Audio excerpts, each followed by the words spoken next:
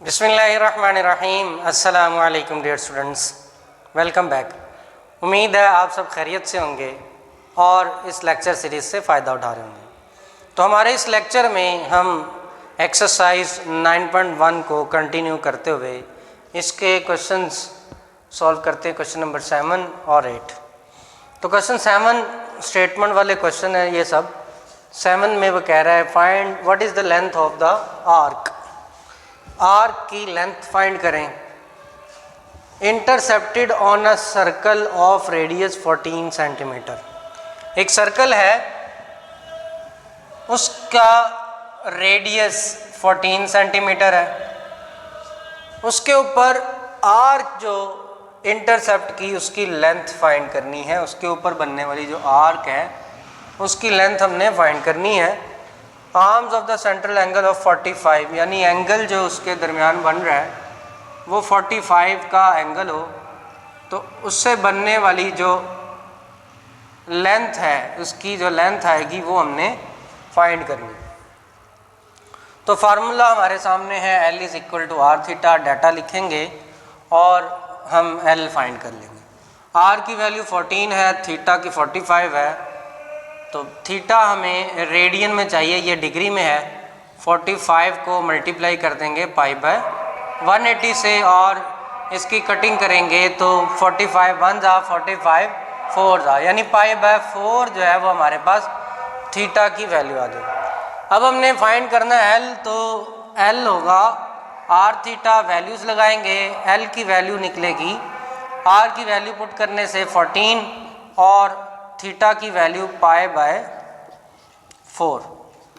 तो अगर हम थीटा की वैल्यू पाई बाय 4 लगा रहे हैं तो पाई की जगह पे 22/7 यूज़ करें तो 14 मल्टीप्लाई बाय, इसकी एक दफ़ा कटिंग कर दें, यहाँ पे 2 बचेगा, यहाँ पे 7, तो पाई की वैल्यू 22/7 और ये वाला 2 वैसे ही साथ आ जाएगा।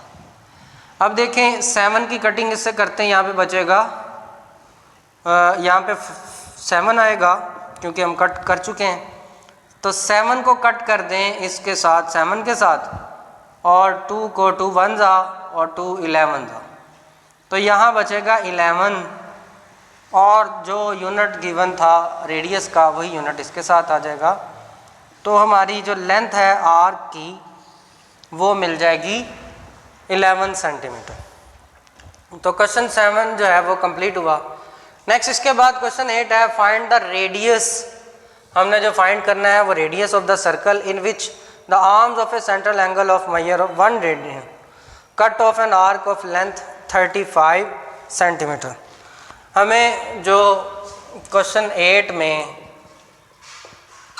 डेटा गिवन है वो है, हमने फाइंड करना है, स्टार्ट में उन्होंने रेडियस कह दिया और हमें जो थीटा गिवन है वो 1 रेडियन है। इस केस में ये रेडियन में ही है और जो लेंथ है L वो 35 सेंटीमीटर। इसका भी सर्कल इसी तरह का बनता है, बस रेडियस की वैल्यू जो है वो हमने फाइंड करनी, वो हमें नहीं मालूम। और R जो है वो उन्होंने कहा 35 सेंटीमीटर की है और रेडियन जो है वो 1 रेडियन, यानी एंगल जो है वो 1 रेडियन है। तो इसका सॉल्यूशन करते हैं।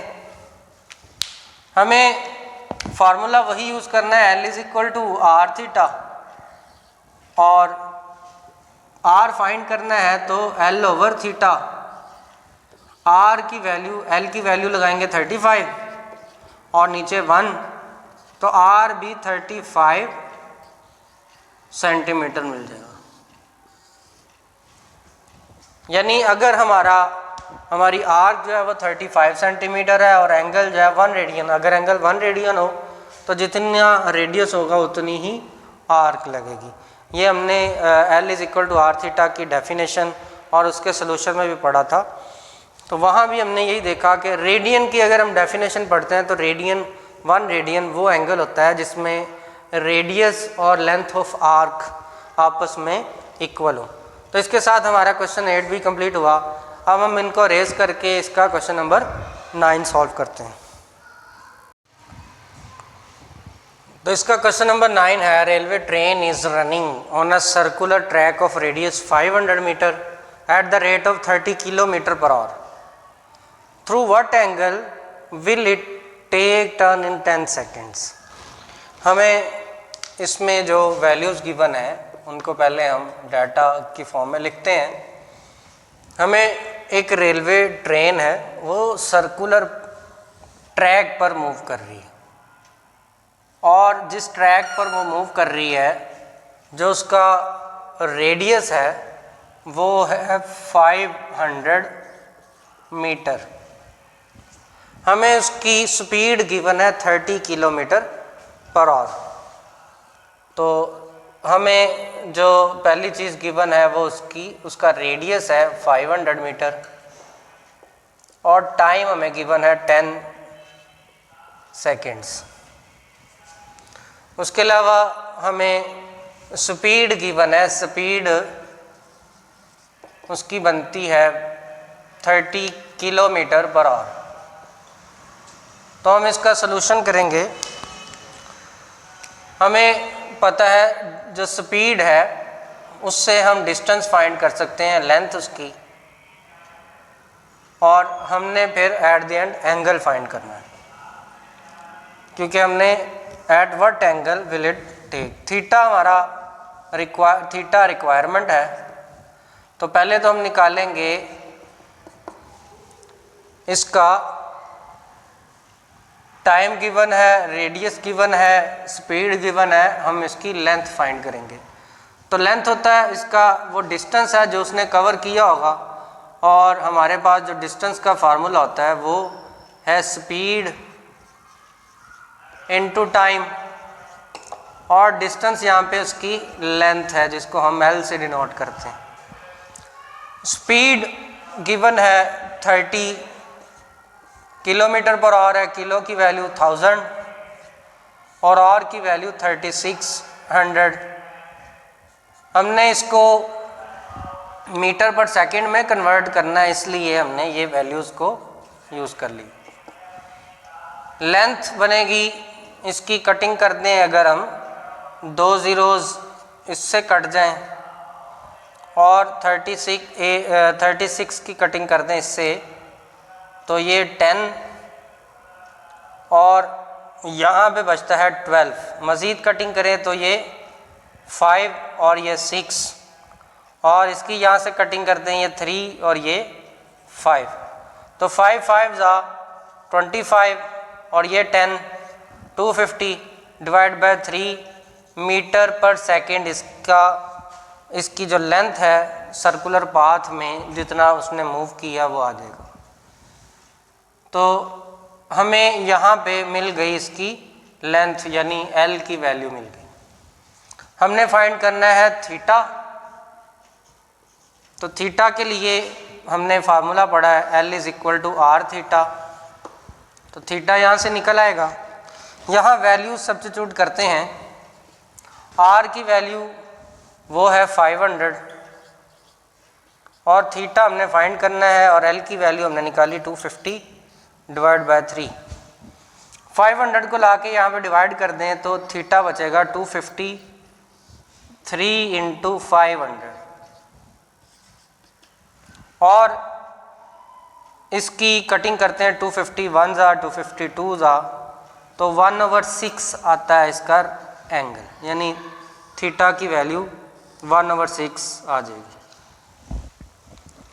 तो ये सिंपली हमने क्या किया, कटिंग कर दी, और 3 2 6 होता है, 1/6 इसका आंसर है। नेक्स्ट इसका क्वेश्चन नंबर 10 है 10, और इसके जो फर्दर क्वेश्चंस हैं वो आपकी प्रैक्टिस के लिए छोड़ रहा हूँ। वैसे भी वो क्वेश्चंस कुछ स्टेटमेंट में बड़े हैं और वो पेपर्स के पर्सपेक्टिव से उनके आने के चांसेस कम होते हैं, तो मैंने यहाँ पे चूज़ की है वीडियो में वो क्वेश्चंस जो आपको पेपर में आने के चांसेस भी हों और आपके लिए आसानी से आप समझ भी सकें। तो क्वेश्चन 11 है, the pendulum of a clock is 20 centimetre long. Clock जो है वो 20 सेंटीमीटर लॉन्ग है, तो पेंडुलम जो है क्लॉक का वो उन्होंने बता दिया, उसकी लेंथ है 20 सेंटीमीटर लॉन्ग, और इसमें हमें लेंथ गिवन है, जो लेंथ है एक्चुअल में अगर हम एक सर्कल की बात क्लॉक के पेंडुलम की बात करें तो क्लॉक का जो पेंडुलम होता है वो इस तरह से वाइब्रेट करता है, और अगर उसका हम कंप्लीट सर्कल बनाएं तो वो इस फॉर्म का होगा। तो ये जो अब लिखा यहाँ पे the pendulum of a clock is 20 centimetre long, यहाँ से लग रहा है कि ये लेंथ है, जबकि ये लेंथ नहीं है बल्कि ये उस सर्कल का रेडियस है, यानी लेंथ जो है यहाँ पे वो आर एक्चुअल में। तो हमें सबसे पहली चीज़ जो गिवन है वो है आर, और वो है 10 सेंटीमीटर। इससे कंफ्यूज नहीं होना, यही टेक्निकल पॉइंट है।